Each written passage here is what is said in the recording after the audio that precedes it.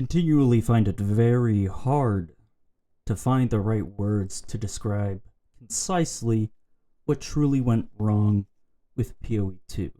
And there's something I've been trying to avoid saying, as it's not something I'm comfortable saying, and as a player it's very cringe for me to say it.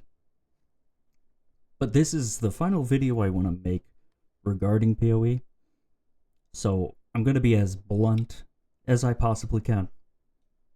I have been running through all the possible arguments as to why POE2 turned out the way it did, and all the design directions made, and nothing makes any sense.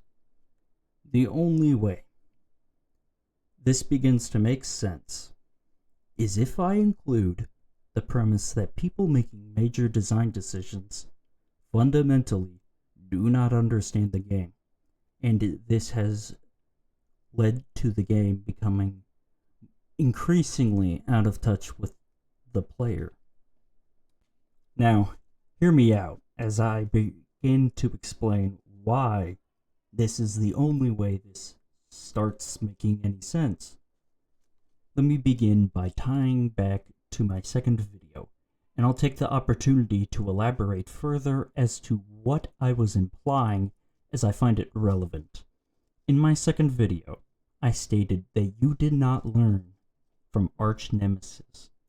What I was implying is your attempted integration of this system into POE1, and why that failed is the same exact reason it failed in POE2. I cannot understand why that view of POE's framework and that system you were trying to integrate into it made its way into POE2 without any reflections on, what do we need to change to actually make this work? Why didn't it work in POE1? I cannot see any possible way you did not reflect on that, and it just baffles me.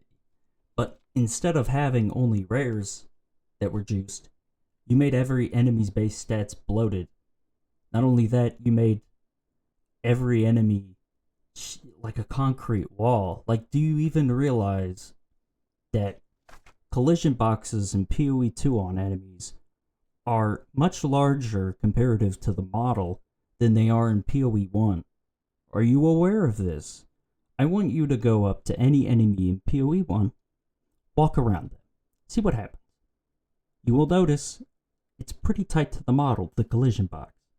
Now do that in POE2, you will notice that there is a pretty noticeable gap between you, the player, rubbing against the collision box and the actual enemy model. But I digress. That was kind of tangential, to be honest.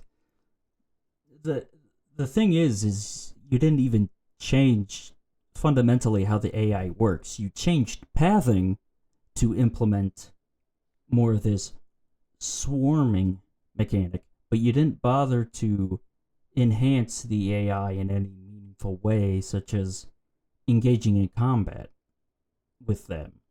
Engaging in combat with them, I notice so much. Like, I've played 5.4 thousand hours of POE1.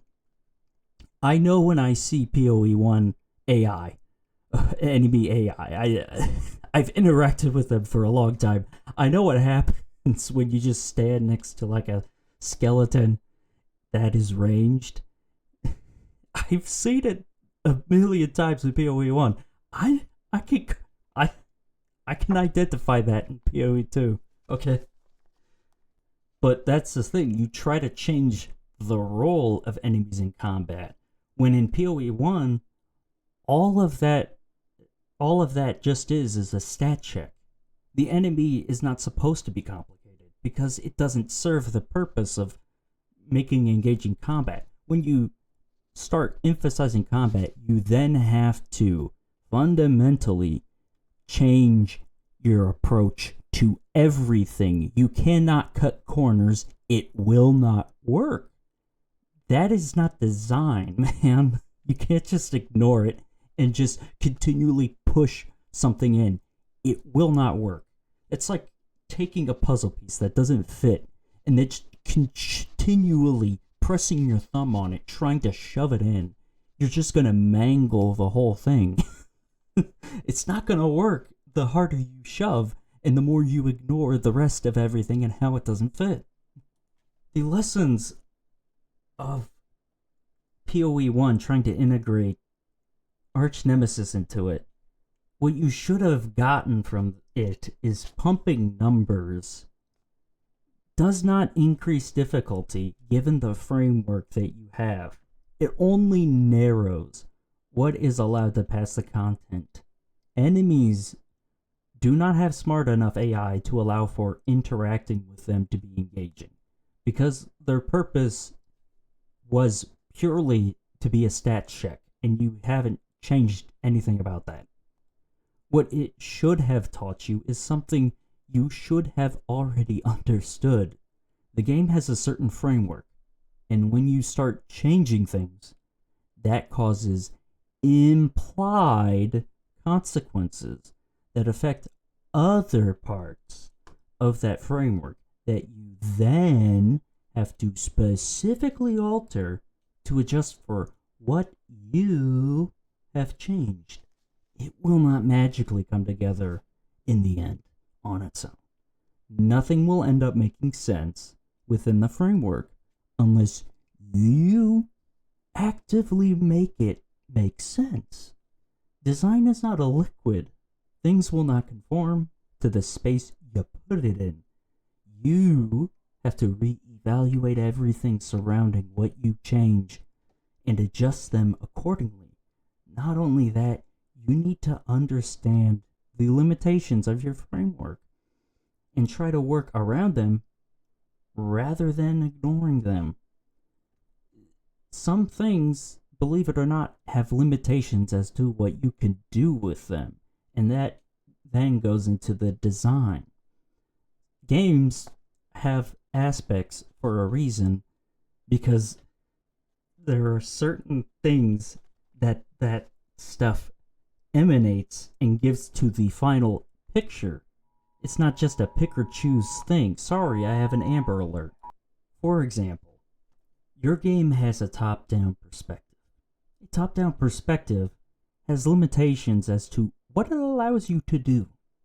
Intense, engaging combat, the way you try to do it, is not one of the things it allows you to do. Like, if you were looking at Dark Souls and saying, yes, let's emanate that further. There's a reason why Dark Souls doesn't have a top-down perspective, man. A third-person perspective is the reason why you have the kind of intensity you feel whenever you play Dark Souls. Like, real quick, I want you to take Dark Souls, that experience. Now let's start putting aspects of PoE within that framework. Let's do it top-down, right?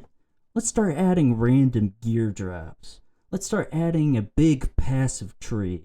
Let's start adding affixes, random affixes, enemy packs, random spawn locations. Are you getting what I'm trying to tell you?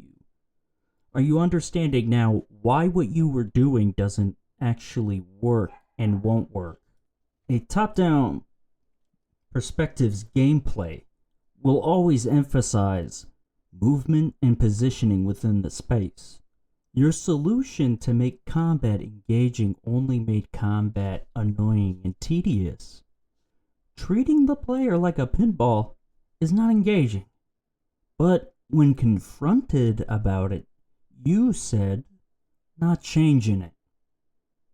You didn't even bother to ask yourself whether your implementation was flawed.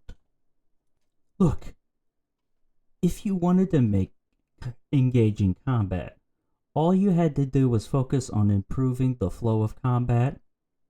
But the way you did it, and the way you went about it, killed combat flow and made it janky.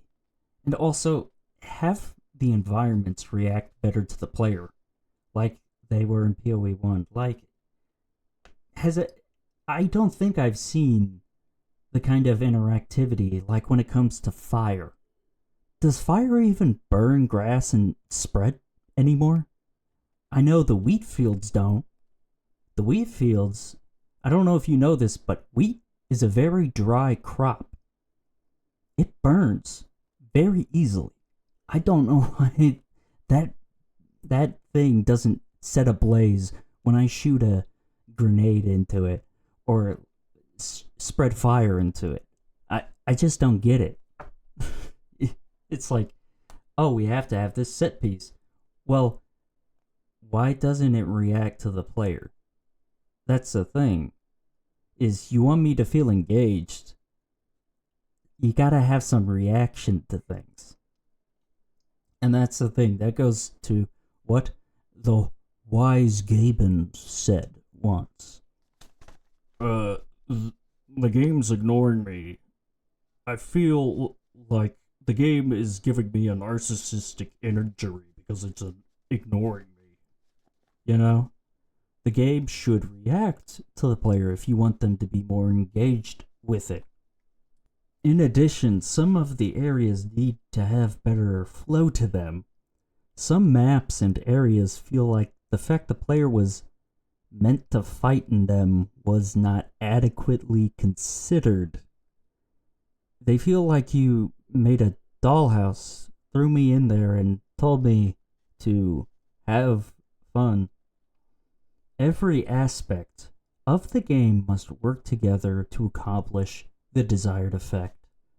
There were times while I was testing where elements of combat were working against each other to the point the game started feeling more like a satire, like one of those self-aware joke indie games that say, wouldn't it be funny if we have the player do something, but making doing that thing obnoxiously annoying?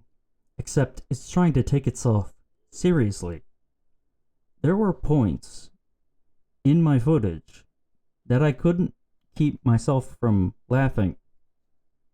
That's not to say that there aren't interesting moments in this game and that nothing fully works. It's just that line is very thin. It means you have to linearize the RPG mechanics to ensure that player has the desired experience you're going for with whatever it is you did to the game. If you want a greater focus on combat, the RPG mechanics have to take a back seat. You can't have it both ways. Those two are inversely related because your developers can't focus on all of them. It winds up becoming a jangled mess. In the third edict patch notes, you stated, we did not mean to hurt build diversity. Well, that means one of two things. Either you didn't intend to make the changes to the game that you made, or you were oblivious to the consequences of the changes you made to the game. Which doesn't make sense either, because it was the same result when you tried integrating things into POE1. I don't understand how you thought it would magically work now in POE2 after that. In fact, if I recall, POE2 started out being POE1 perfected, taking all the lessons from POE1 and perfecting them to the extent that the game would eventually be a better product, that it would perfect all the things that it's learned through trial and error. It's to the point where I'm like, so what did you expect would happen? Did you think it would turn out differently because there was a 2 in the title? Oh, it's not POE1, it's POE2 now. Surely it will work, even though we started out with POE2 to be essentially POE1, but perfected. POE1 Prime, if you will. You know, now that I think about it, I remember an interview back when you were pushing Arch Nemesis into POE1 Core. It was stated that some of the theory, if I vaguely recall, Something close to, we want players to see this big, powerful enemy and ask themselves whether they should engage it. Okay, everyone, let's all answer together. Aggro range is the edge of the player's screen. But also you're explaining the exact thing we do before we fight a pinnacle boss. Except with a pinnacle boss fight, we are able to make a conscionable decision of engagement. It feels like you only looked at people farming Valdo's boxes and engaging with trading, then said, yes, more of that. Let's make a game solely based around that. But you conveniently ignore everything that player did to get to that point. There is so much underneath that is propping all that up below the surface. What that is the end. All the build progression decisions that player made to get to where they are. The majority... God damn it. I love getting into a flow state and then dogs start barking. It's like they know. Little shits. Anyways, back to what I was saying. It's the journey. You ignored the journey. The majority of builds will never reach that point. And then there's trading. The fact that there's no crafting bench, and the fact you opened up trading more, I'm starting to feel like your idea was to have trading be the focus of progression in maps, and that any issues regarding a bad progression system should be solved by the player economy. What? That is a terrible idea. This isn't EVE Online. Having trading be a major focus isn't interesting. It's lazy. Why are you putting the burden of a bad system onto the player? I feel like you have this mentality of the players will always find a way.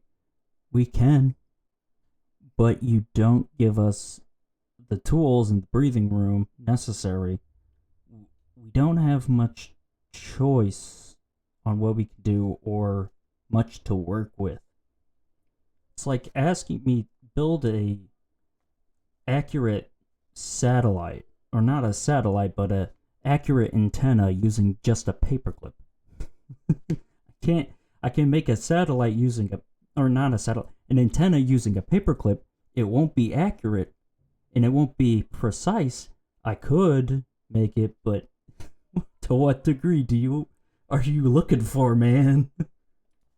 And that goes back to another point I made in my second video. You aren't Bethesda. You can't rely on modders to add meaningful combat.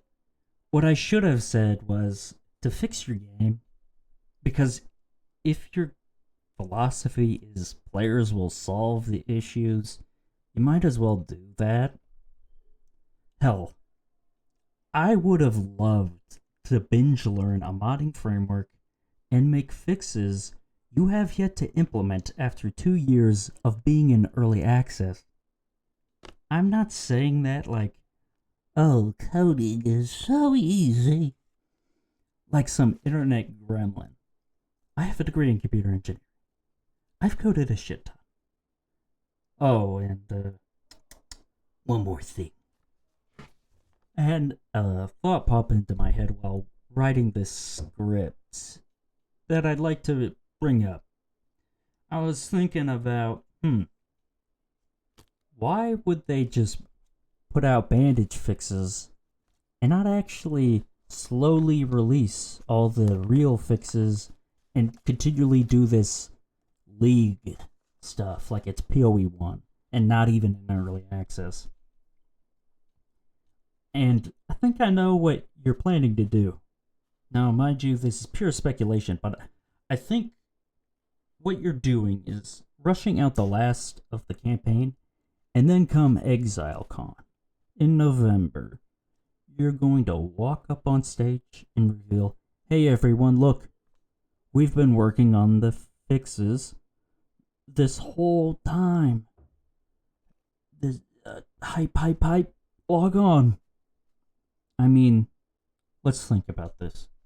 4 months, league cycle. POE1 March, POE2 June, POE1 September. You announce the fixes November, then POE2 in December or January. Now again, this is pure speculation based on the trend of how you tend to go about things now. It's all gotta be about hype. Look, if you're going to do this, at least, ask yourself, what's the point? You might as well have not released it in early access, just kept working on it for the past 2 years and give your developers the time they deserve to actually show their talents and show their work rather than make... See? It's like I said. They know. Anyways, to continue,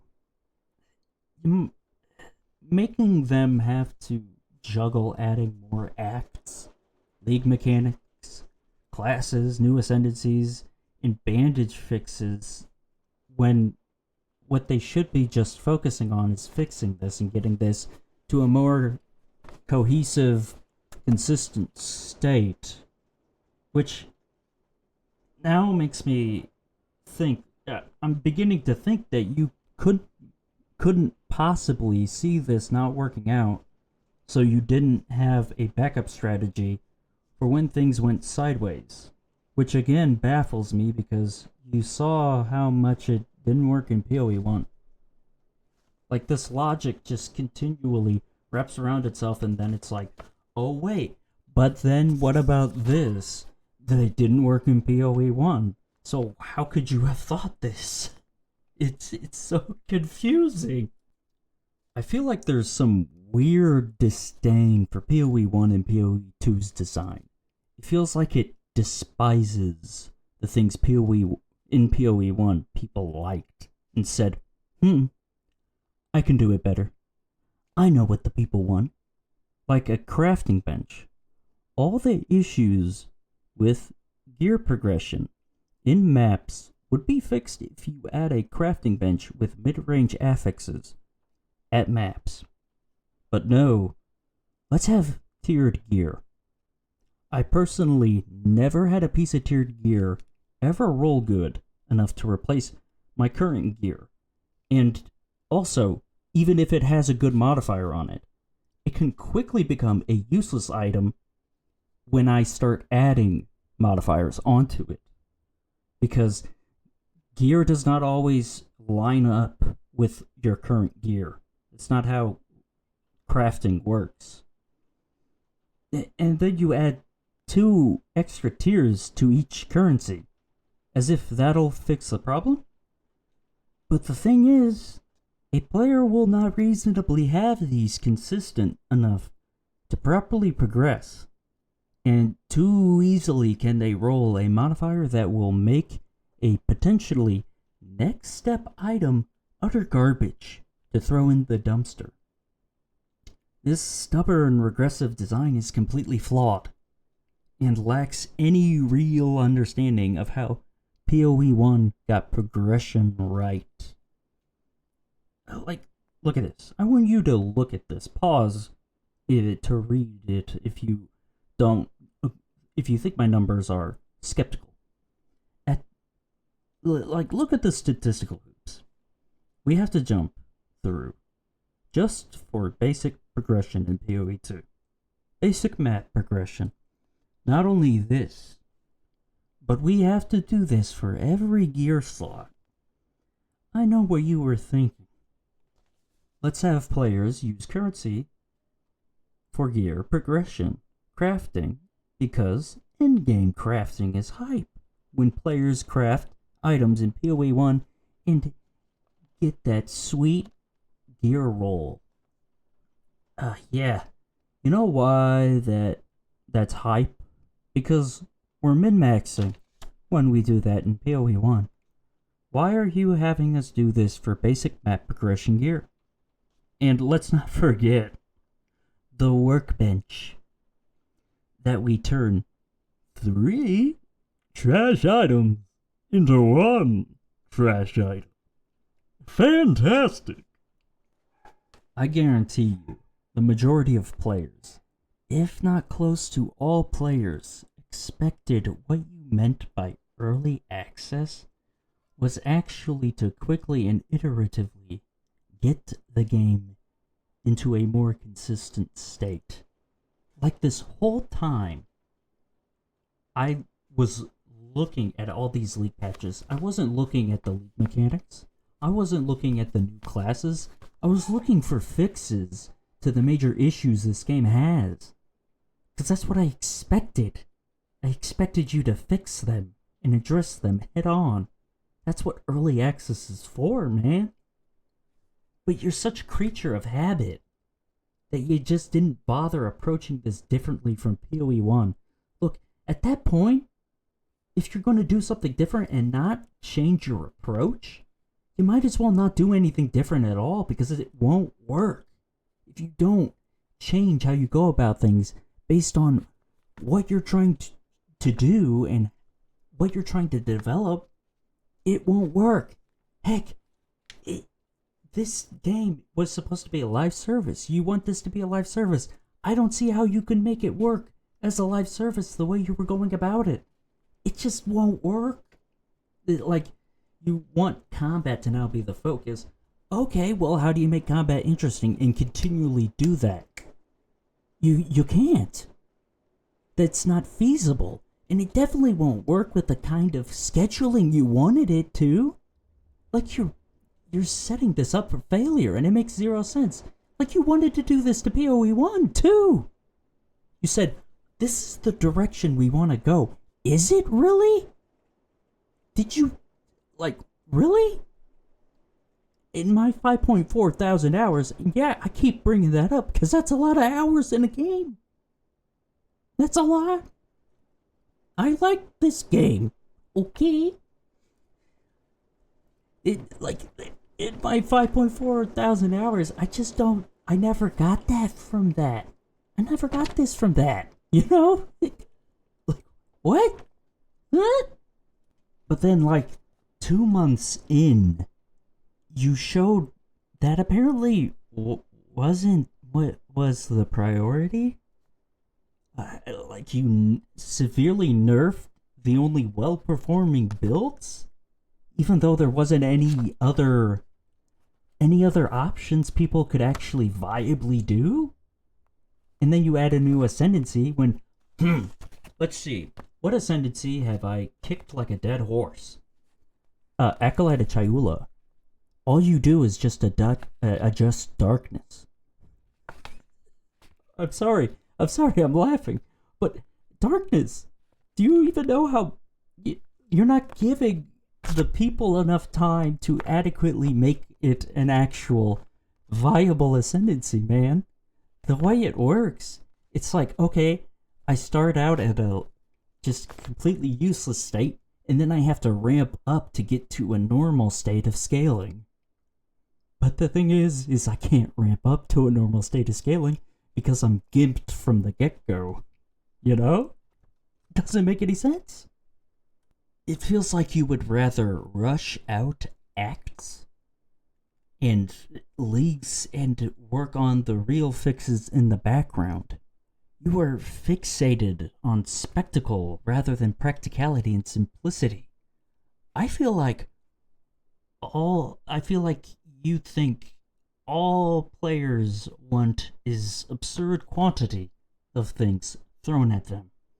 I personally enjoy simplicity because it's digestible and is only as complicated as it needs to be, because any more and it becomes merely clutter and bloat. Like, for example, what's the purpose of an active block and an active parry in this game? Seriously, you don't change the combat enough to actually make it something that makes sense to take. It's not practical. And also the swarming mechanic. You have the swarming mechanic you add on. What's the practicality of an active block and an active parry when you have every enemy on you at all times and they're on your butt and in front of you, you contradict yourself with all these changes. You're like, more cheese, more macaroni, but it's all bloat at that point. There's no point in taking it. There's no point. It's a dead end.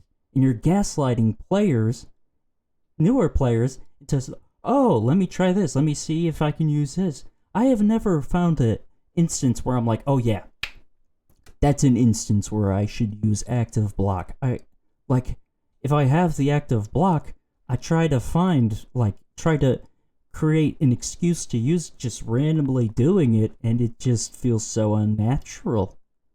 That means there is no reason it should be in the game. If there is no natural reason to use it in the combat, if I don't feel there is a natural time, now, then no, it's bloat at that point.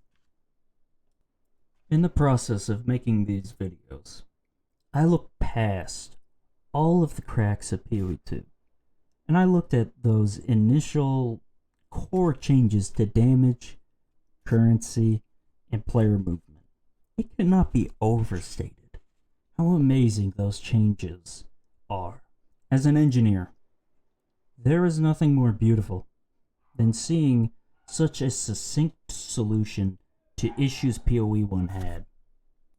Now, following that same philosophy, try to start imagining the game if it focused on those fundamental principles of being concise. I did that, and I saw something wonderful. I want you to imagine a game with combat so fluid, it felt natural to just purely engage in, and didn't rely on ramping action speed to overcome the jank. There is only one tier of each type of currency.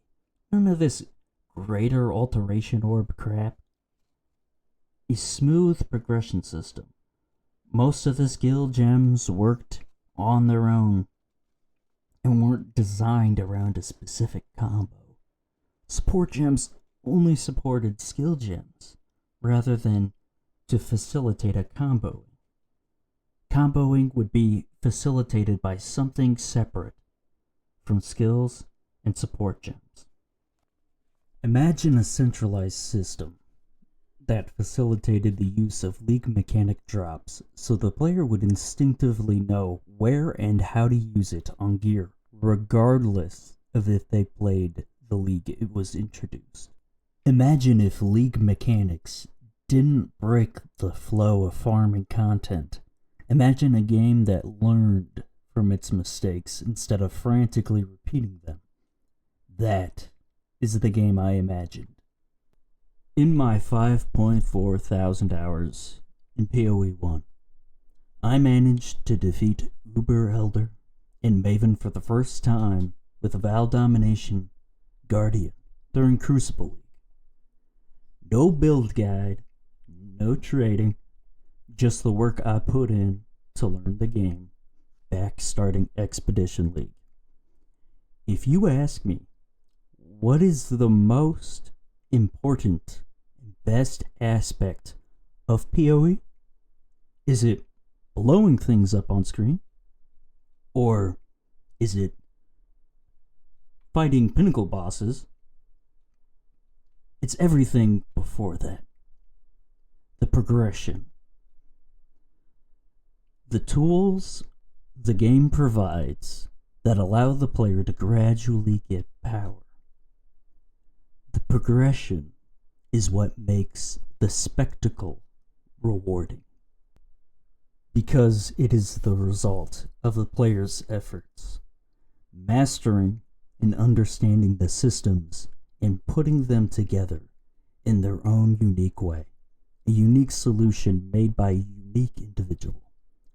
That is what makes PoE so special, and it is something I want newer players to be able to experience without having to learn unintuitive systems, without having to deal with jank combat, without having to work around bloated design.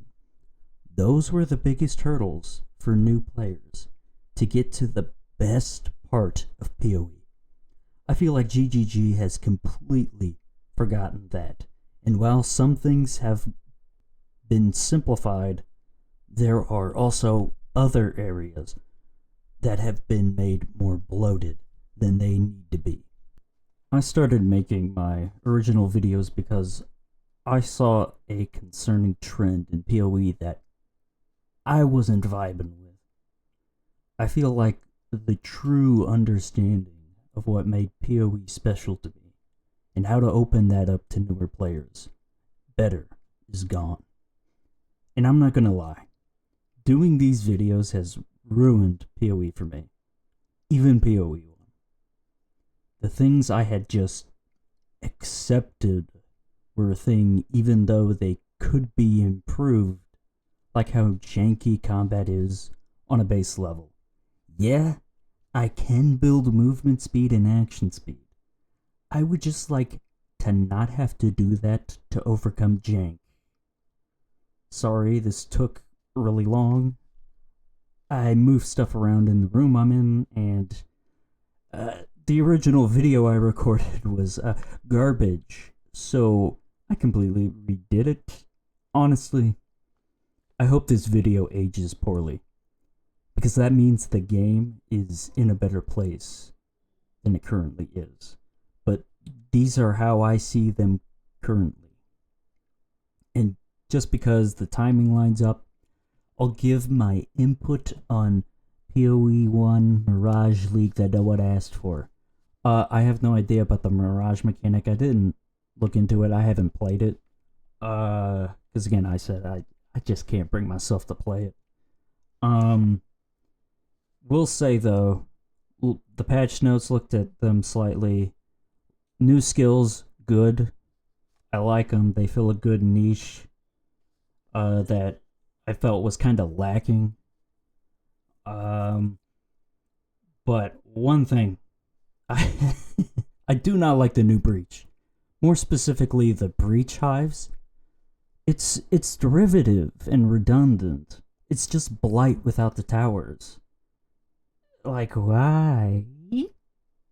Huh? Why are we having league mechanics so similar to another one? This makes no sense. And it's just so like I don't care about the tree thing, whatever. I kind of don't like, oh, player has to go to a tree to pump juice into it to get drops. I don't like that fact, but definitely don't like the fact that it's exactly like blight. It's like, this is bloated. What are you doing? No. What? Unless you're getting rid of blight next.